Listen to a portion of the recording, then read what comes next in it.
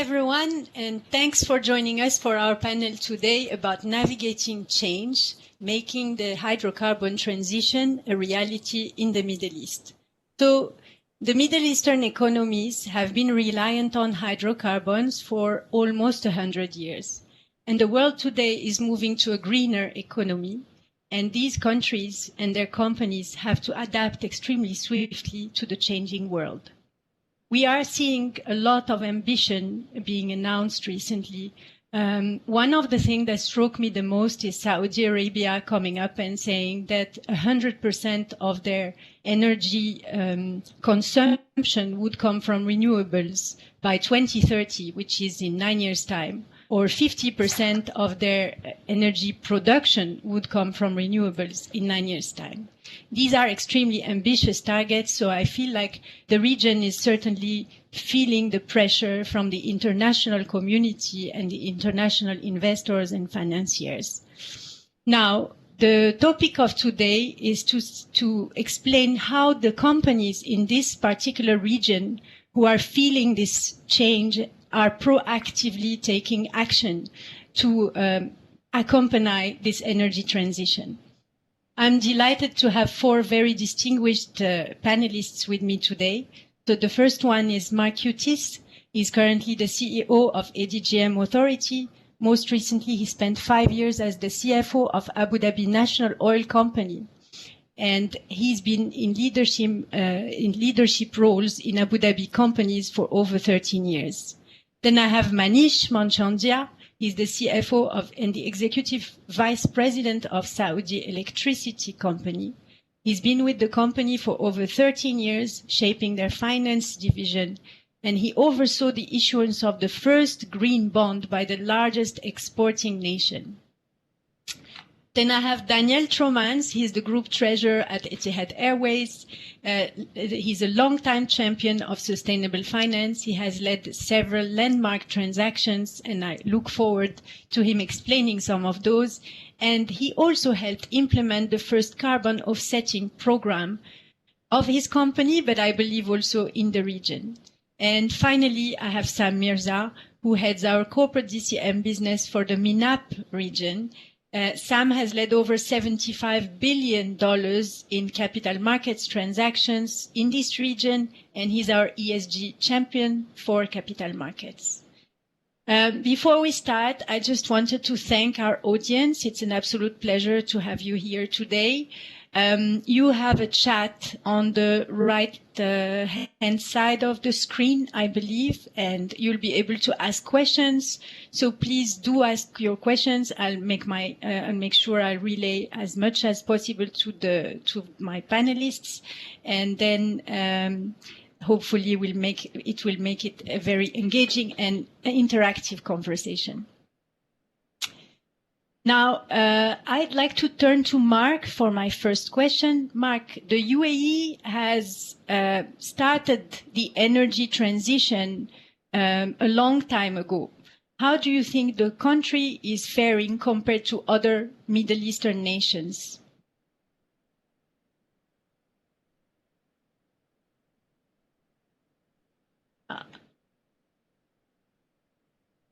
Mark, you're on mute, Mark, sorry.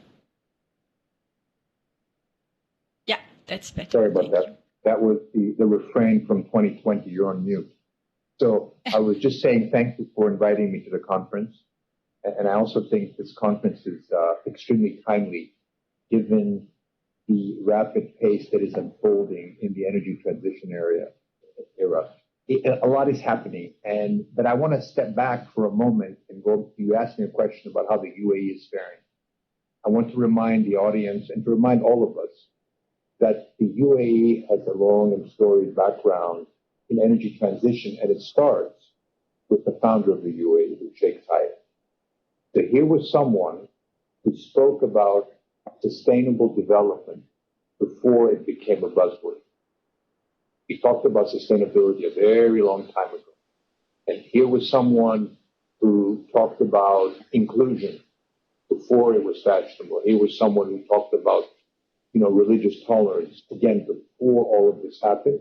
And I'm sure some of you who know a bit about oil and gas he was very focused on not wasting gas, and it was the basis for creating the LNG industry when they captured the gas that was being flared, which in many countries, including in the U.S. that I come from, regrettably, we still flare gas. So there is a long history here of paying attention to the environment, respecting the environment. And I think that's important, number one. Number two, there's a lot, and I'm going to go over it because I wrote it down just to remind myself that the UAE is doing in terms of the actual specific projects. But I want your audience to think carefully because you have a lot of investors in the audience. You're going to have to learn, and I'm sure many of you already do that, to differentiate between, action and photo ops. Action and photo ops. There's a lot that's being said and committed, but then we all have to make sure that if we're saying, we're actually also doing. So you think about what the UAE has done specifically. It started Masdar, right, which was this planned city to become a clean tech center back in 2006. It commissioned 3 nuclear power plants, which by the time the third one comes on stream, I think it's in 2024, it will provide 25% of the energy of the country. Nuclear energy, I just want to remind everyone, again, many of you know that, is a green source. I know it upsets people to think about that, but you can't eliminate nuclear energy from the mix. So the UAE has taken the lead by bringing in nuclear energy. And by the way, nuclear energy will become very apropos when we talk about hydrogen, because combination of solar plus nuclear creates hydrogen, which is completely green. It was also, the UAE also in 2020 invested $300 billion in renewable space. These are staggering numbers.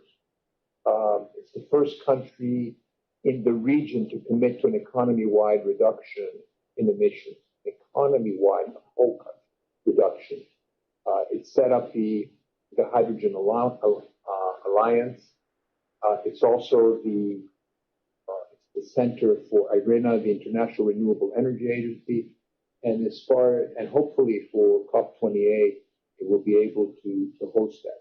So a lot has happened, and having just come from ADNOC, where the CEO is also the climate envoy, it tells you the enormity of the task that is being undertaken and how seriously it's being looked at to do that. So a lot is happening in this space, and a lot has happened. And again, it's important from the audience's standpoint, as investors, as stakeholders in the global economy, to think and differentiate between action and statement. Thank you. Thank you, Mark. That's very interesting, actually.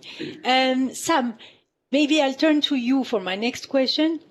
You're covering a large number of corporates in this region. Can you tell us a little bit about the trends that you have seen in the past few years and how they are adapting to the hydrocarbon transition? And how do you think the financing world is actually playing a role in all of this also? Great. Perfect. Thank you, Hind. Those are two topics that are near and dear to my heart, especially given the fact that I cover corporates and government-related entities as part of the capital markets. Look, I'm very happy. I'm kind of building on Mark's commentary just now, because I think a lot of what I'm going to talk about is in parallel to the storyline that Mark just laid out. Look, the reality is, and I hope that in this session I can dispel any myth that the corporate or the government-related entities of this region are behind the global curve from an ESG standpoint. The reality is they're actually at the forefront of this topic. So let's do a thought experiment or an internet experiment to kind of see how this is actually playing out. For example, think of any of the large dominant corporate government-related entities you may know of in the region, any one of them. There's hundreds to choose from. And on Google, put their name in and just type sustainability after that. And the links that come up, what you will realize is that in each one of these cases over the past many years, these companies are all doing something that I term the DART principles. So what are these? In each one of these cases, you'll find that these organizations are defining what ESG means specifically to them. They are absorbing this ESG goal or mindset into their DNA, into their mission statements, into their value statements, into their strategies. They're taking the initiative to report their positions on ESG publicly to the world, as you'll see on these sites, as well as setting targets for themselves. So it's not enough just to say, I want to do something. They're actually defining exactly what they want to do in the future.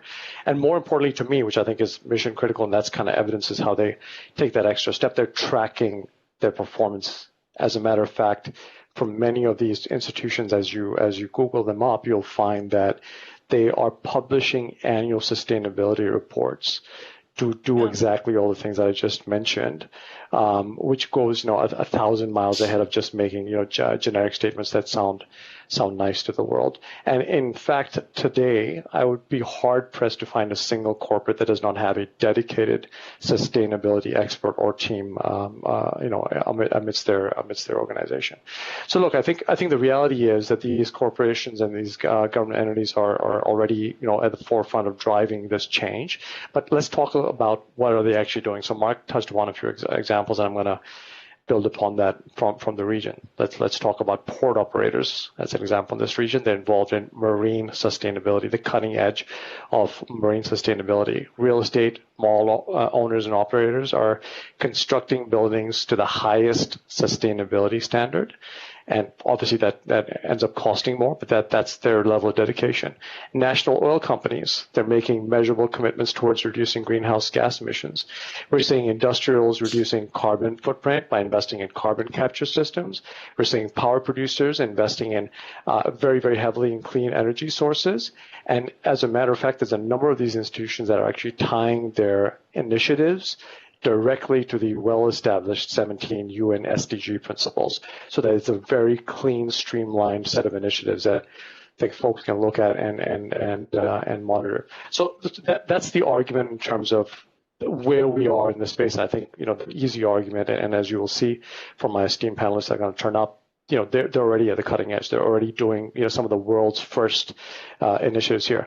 But let's turn our attention to the other very important question and you asked about, which is financing. Do banks have a role in this at all? Is financing even relevant? I think from my perspective, that's extremely important. Let's face it, all of these sustainability initiatives, they cost billions of dollars annually. That's the cost that's being spent in MENA alone every year. At the same time, we have this insatiable demand from capital markets investors, from regional and global lenders who are looking for quote-unquote sustainable financing, a way to be able to put their dollars and cents to use towards ESG-related specific initiatives. So we have these two really important shifts in the market. And where do the banks come in? Where does Stanchart come in as an example? Is we are the critical bridge in our perspective, connecting these two worlds together so that we can get the dollars and cents over to our clients to be able to achieve the ambitions that they require. And I'll be honest with you, from my perspective, across all of the things that I think about when working here in Stanchart, one of the things that I'm most proud about when I put the Stanchart badge on is the fact that this bank is so dedicated to being a leader in the ESG space, and we aspire to be one of the world's most sustainable and responsible banks. So for me, it's an exciting thing that we're at the cutting edge, and we are pushed to be at the cutting edge of developing some of these financial instruments that, for a lot of these issuers or lenders is the first time ever done in the world, so that we can kind of bridge the gap between these two supply and demand dynamics. And look, speaking about that bridge and bringing these new innovations to market, one of the things I do want to leave you with, because I keep talking about, being at the cutting edge, one of the things I'm most excited about in the finance space is transition. There is this dramatic shift that's happening, and I think it's going to impact our region more than anything else. Traditionally, ESG financing has been in the realm of what we call green financing, and that typically applies to organizations that have a natural green element to it or a green bent towards their business or sector. What's really exciting, I think, is to be able to open the door to those less green organizations or sectors, oil and gas, airlines as an example. So how do we get financing initiatives into those institutions that are evidencing that they're making significant movement towards being more green, and that's a journey for them? How can we bridge that gap? And I think that's where transition financing is coming in to the picture. And I'm sure Daniel's going to have a lot to speak about that since the organization set up one of the world's first ever. But being able to be a part of that journey, creating these instruments and bridging that gap in a unique way that no one's ever done before is for me probably the most exciting thing. And I think when you think about the kinds of institutions that benefit from transition financing and the massive amount of change that we can bring to the world's sustainability from that kind of framework, I think that's probably something that's going to have the largest impact for a hydrocarbon kind of region like ourselves. Definitely, Sam, and I think we all feel the push within the organization, actually. And it was interesting because recently we started, at some point, we are actually, when we are assessing the credit of a company, we look at the carbon footprint that they leave actually as lender. And that's also going to shape how we're going to be able to continue supporting these companies if they don't, if they don't start their energy transition, and if we don't see that they are making progress in a meaningful way. Now, that leaves me, you cited companies that have a very proactive approach. One of them is Etihad Airways. I think, Daniel, you've done a number of sustainable finance transactions, but I'm mostly interested because you are operating in a high carbon emission industry. And I'd like you to tell us what is a transition finance instrument. I believe you have issued one of those. I don't think all of our listeners today know what it is. Can you explain a little bit how you did that and what it is exactly for the audience? Yeah, happy to do that, Hind, and thank you very much for having me here on the panel today. So transition finance, in a nutshell, and I'll pick up on something that Sam mentioned at the top of his answer just now, and he talked about corporates having to define what sustainability or what transition means for them. And I think in the case of the aviation industry, a similar process has gone on, albeit initially at an industry level, and a lot of work between the likes of ICAO and the International Energy Agency, working together to define what transition should look like for aviation, which is, of course, not typically an industry that sits in the traditional green and the renewable space, etc., etc. And I think this does present some challenges, and certainly it's quite a nascent area. I think if we go back to maybe 2 or 3 years ago when we were first, as an organisation, we were first looking at how to build out a potential transition framework, a potential transition story. There really was a lack of any sort of established precedents or any frameworks that were out there. But effectively, transition finances is a way in which industries or institutions in industries such as ours who have ambitions to reduce their carbon footprint, reduce their impact on the environment, but don't fit within the traditional industries. It's a way in which we can identify means of financing their activities. And this is actually, in fact, what we put together last year as part of the Etihad Airways transition Sukuk, all done with the support of our friends at Standard Chartered. And effectively, there were a number of elements to this particular transaction, and one of the things that made it very unique is that we focused not only on the use of proceeds, which in our case was the investments that we're making over a number of years in next generation aircraft, particularly the Boeing 787 fleets, and also our investments into research and development into sustainable aviation fuels.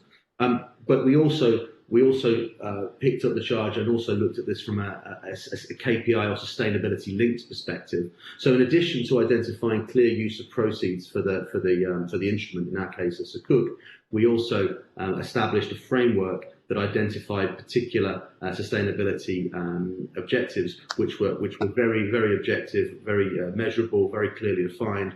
In our case, we looked at CO2 emissions per revenue ton kilometre for our passenger and freight fleet. And we've actually made a tangible commitment to a reduction in those emissions by 20% by 2025. Of course, this is all available publicly on our website. And effectively, this is what gave the transaction a unique flavour, the fact that it has use of proceeds, also sustainability linked, very much focused on how we get from where we are today to this reduction of, in this case, 20% reduction in CO2 emissions. Thank you very much, Daniel. Maybe I'll turn to Manish now, actually. You also issued a first of its kind last year. You issued the first green instrument from Saudi Arabia, which is the largest oil exporting nation. So how did it go? What kind of pressures did you face to issue this instrument? What pushed the company to start looking at this kind of instrument, actually?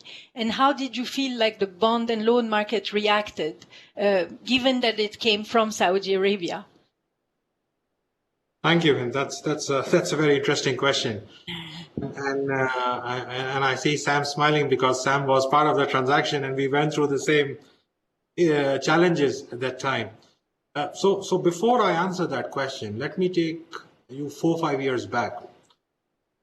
When 5 years back we were talking to investors about green, we were told that there is a niche geographical zone where you would find those typical green investors who would be interested in these kind of transactions.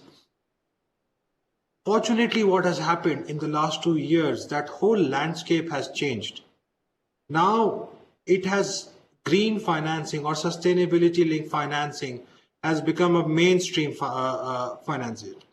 We are seeing actual benefits in terms of diversity, both in terms of depth of the market and the pricing benefits that we are getting as an issuer. So that has been a real change that we have seen in the last 12 to 18 months in the green space. Now, coming on to our case specifically, we had multiple projects that were green and they were environmentally supportive, categorized as green. And we could have used those projects and typically linked it to use of proceeds and gone out there and done a transaction. But before doing all of that, we wanted to demonstrate, because we were coming out, as the first green issuance out of Saudi Arabia, we actually wanted to show the green commitment or the seriousness that the company had towards ESG. So before we went out and did the transaction, we actually got an ESG rating out there for the company. We published those ratings. We published our ESG strategy before we started any work on the transaction itself. So we wanted to demonstrate that we are not doing one transaction because we have a project. We wanted to demonstrate that we as a company are committed to the cause. And this has been very clear in terms of the announcements that have come from other institutions in the kingdom. You have seen other entities who have gone down this route and done either in the loan market or in the capital market an ESG linked transaction. So the important perspective being a GRE from our side was that we demonstrate that long-term commitment to ESG rather than a project by project approach. And that has worked well with the investors. The investors appreciated that. When we went out there, our green transaction, when it was launched, the news came out in the market, there were a lot of apprehensions from the investors. But by the end of the trade, when we were closing our books, we could see that we had almost 3.5 times oversubscribed transaction. We had tightened the pricing by almost 30 to 40 basis points from the initial guidances. And this was, it was, I would say, not in a great time, but we were able to get, negative new issue premiums. So we actually printed inside our conventional curve. So that showed the interest that the sustainable investors or the investors at large had on these kind of transactions, and the commitment that the corporate was demonstrated was demonstrating for to make ESG as part of its overall strategy. Thank you very much, Manish. I have a question from an auditor, so maybe Daniel, you might want to take it. Do you see rating agencies as major providers of ESG and green solutions? Yeah, I mean that's a very good question. I think Manish touched upon that and how much an important part that was of the Saudi electric process. I think for us, I see it as being key, as being very important and a key part of effectively providing the framework and the broader long-term governance around these sorts of issuances and really ensuring that going forward that issuers and investors alike avoid any perception or any accusations of greenwashing. In terms of the various transactions that we've done in the space, we've worked with on the second party opinion provider side, we've worked with both Sustainalytics and more recently with Vigeo.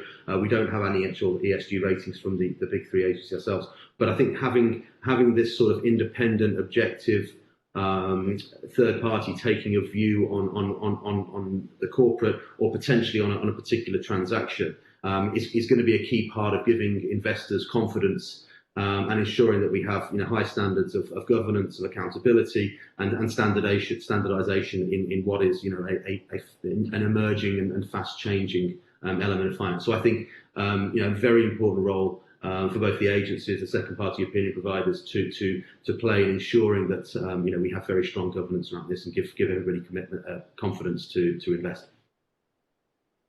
Thanks, Daniel. Speaking of governance, sorry, yes? I just wanted to touch upon a very important point that Daniel made.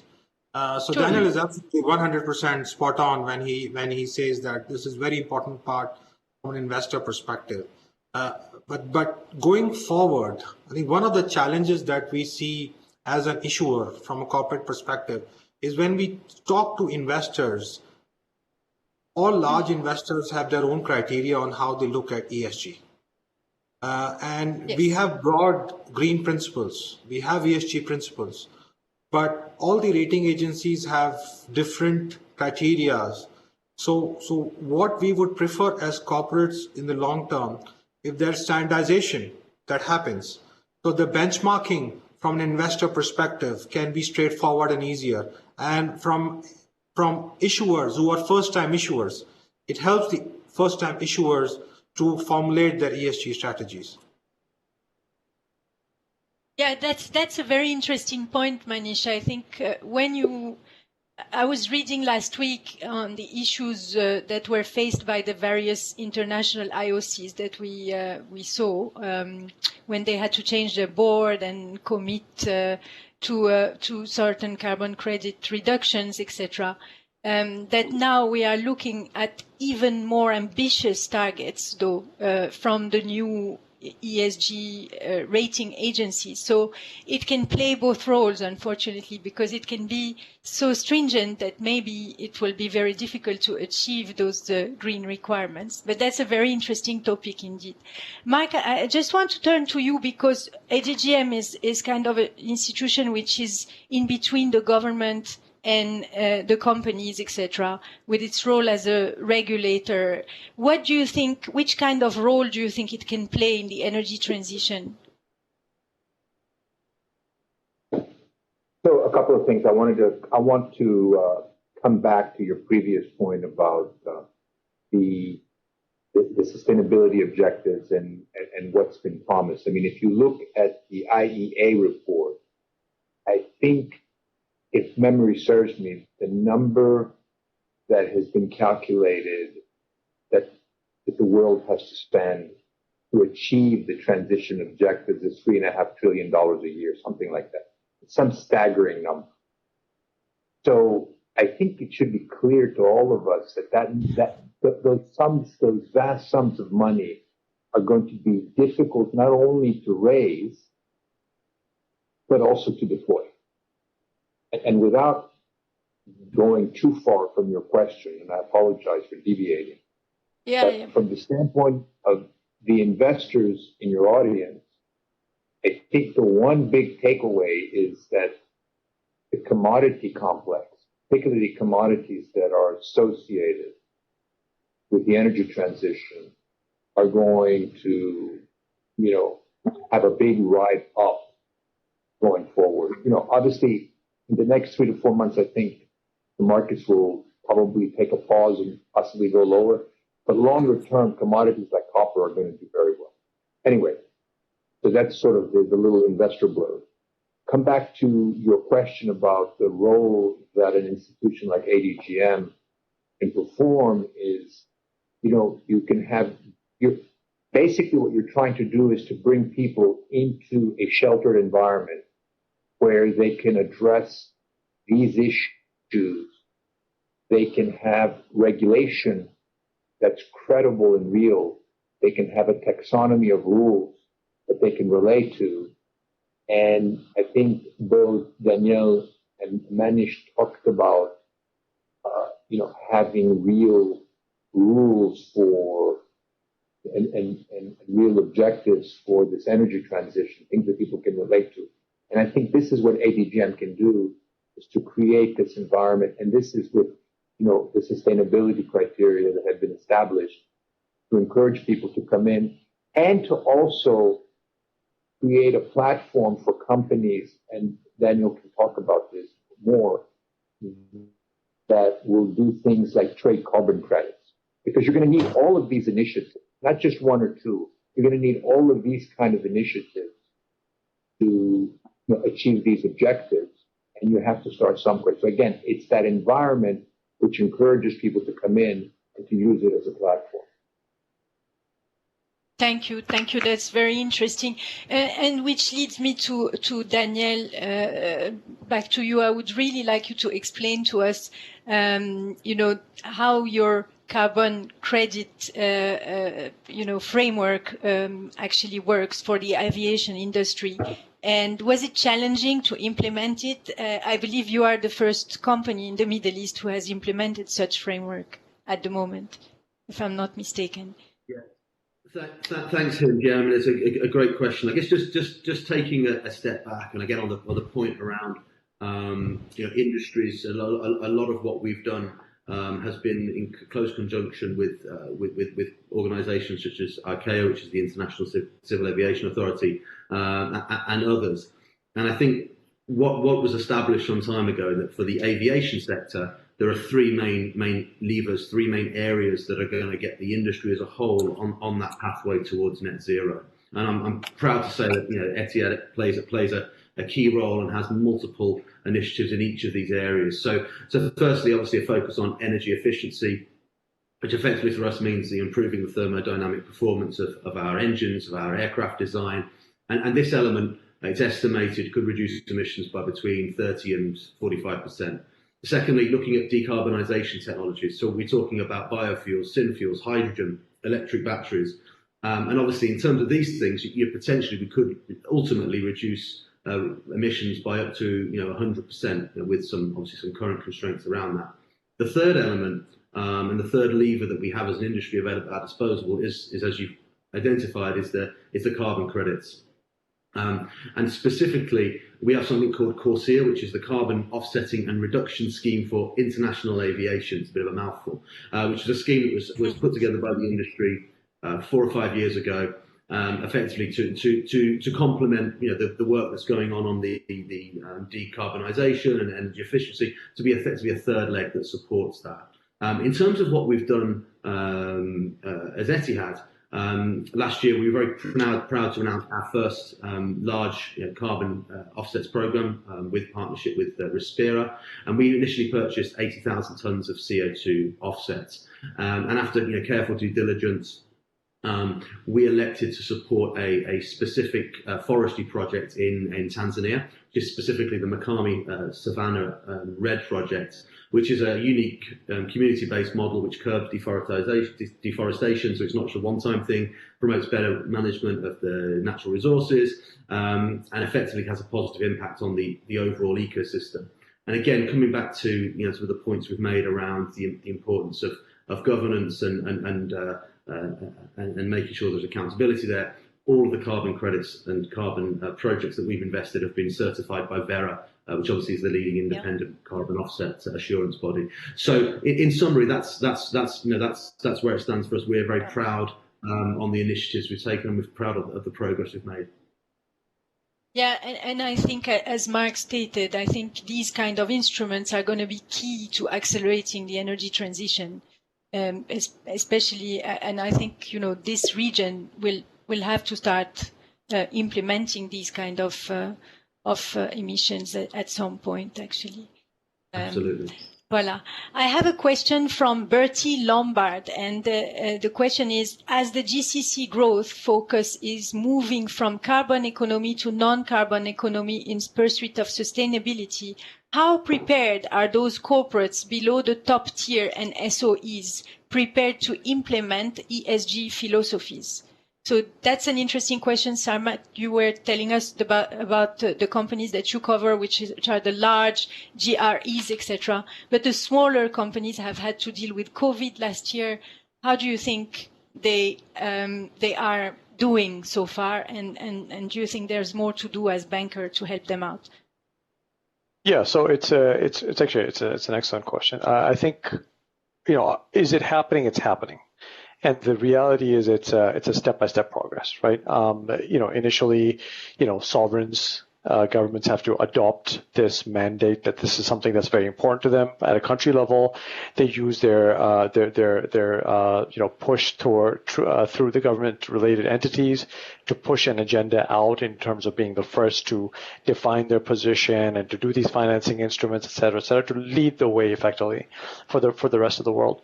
I think the reality is with the institutions that are tier 2, tier 3, sort of below the kind of institutions that are on our panel today, there's a lot of change coming, but also let's be cognizant of the fact that there's CapEx spend involved to make a lot of this change happen, right? Just making a statement that, sustainability matters to us is not enough in this environment anymore. You have to show actual change, whether that's an implementation in your organization or your plants or your building or et cetera, and that costs money. Now, the reality is, going back to your point, I think that's where a bank has a very important role to kind of emphasize some of that lending to say, you have a focus towards putting money towards something that's ESG relevant.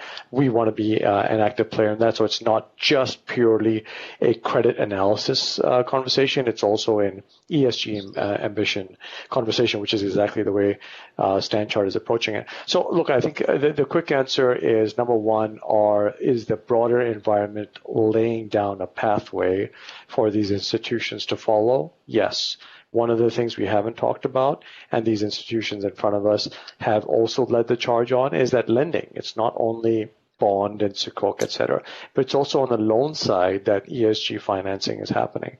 So that's something that's very accessible to smaller institutions that can happen. The other part is, I think sometimes we forget that the ESG mandate is a lot larger than just green, right, or transition.